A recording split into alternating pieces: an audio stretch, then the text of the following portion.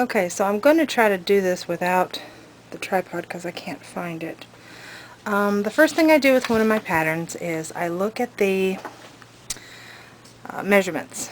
And all my patterns come with 3 different sizes, the 14 count, the 18 count, and the 22 count, because I have bolsters of those types of count Aida cloth. And while my eyesight is still good, I like working on the 22 count. It shows a cleaner image and more true to, say, a portrait. But then I go in, and the measurements that are in this one, for example, I'm going to be doing this on the light gray Aida cloth. It's 14 count. It's showing 10 3/8 of an inch by 6 1/4 of an inch. I automatically round it up to 11. Add 2 inches for 13, round that up to 7, add 2 inches for 9. So 13 by 9 is the cloth that I've cut out here. Now the first thing that I'm going to do is I'm going to fold it in half. Let's see if I can do this without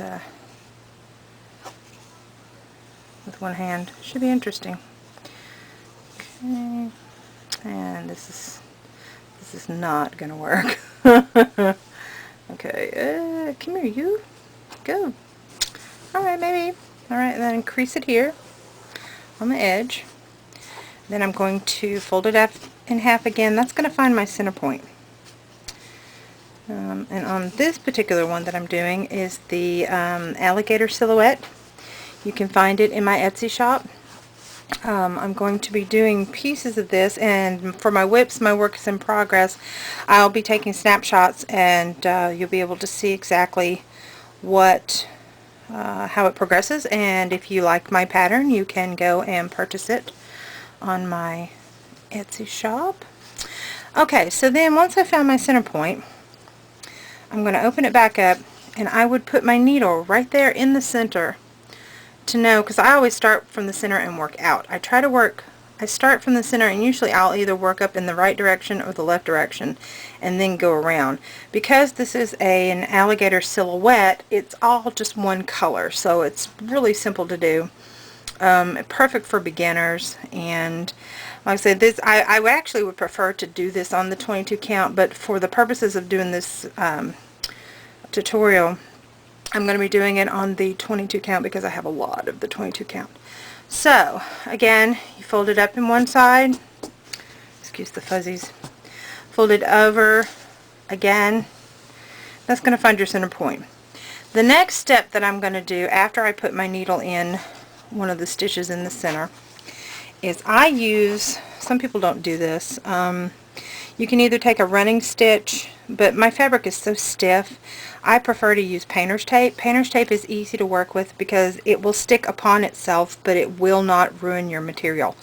And I'm not going to have it on there long enough for it to even have a chance to. So, this is the painter's tape that I use. This one's green. It also comes in blue. It also comes, my daughter's over my shoulder. It also comes in blue and various other colors, but you want to get the painter's tape.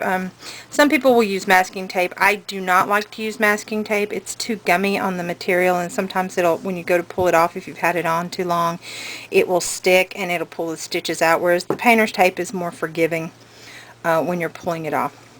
But anyway, then I'll go through and run painter's tape all the way around, and here is an example of one that I've got done with the painter's tape all the way around.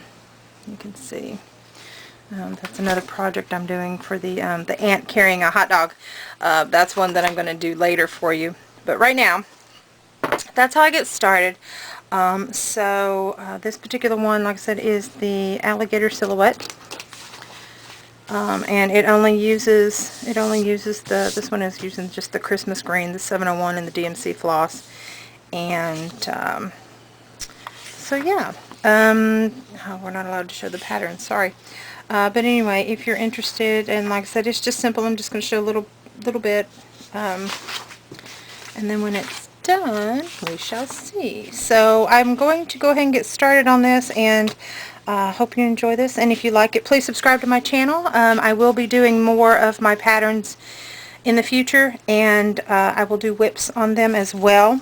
and give you progress week by week. And yeah, so this is Young 40 Mom, and please subscribe to my channel and like it if you like this video, and we shall go from there. Thanks, bye! Okay, so this is going to be my binder for my works in progress. I'm just now putting it together.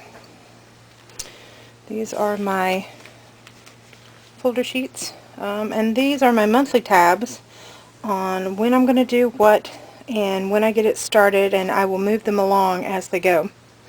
So inside I'm going to put my pattern, my folded piece of cloth.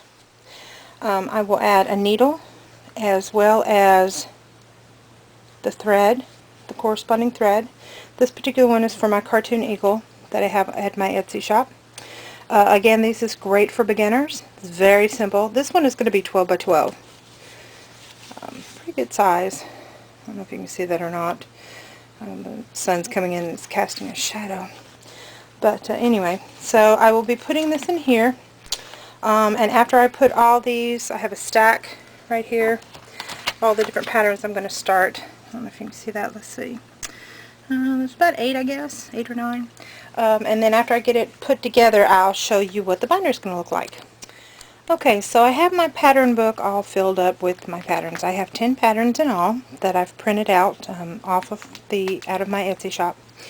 The first one is the cartoon eagle, and as you see, the materials in the back, I don't have the thread or anything in there yet because I'm planning on using the same thread for all these because most of the colors are going to be around the same hues. The other one's called a whale tail, and this one is called the ant carrying hot dog. I've got a bad glare. The gator silhouette, the ant and the cheeseburger. It's an ant peeping inside of a cheeseburger. Abstract curves. This one uses quite a few more colors than the others. Abstract angles. Again, more colors. This is the silhouette of the Statue of Liberty's face. This is the silhouette of a cat. It is just so cute. Wait till you see that one. But anyway, that is what I've got set up. And right now, I am going to start my squirrel. And this is just, you could use this in any color. I have instructions for black. A friend of mine is going to be doing it in purple. You can do it in red, you can do it orange, green, whatever color you want to do it in, or brown. And then highlight around it. I'm using a salvage piece. In the highlight around it in the black if you want to. All of my patterns, very few of them do have back stitch, or most of them are just single stitches.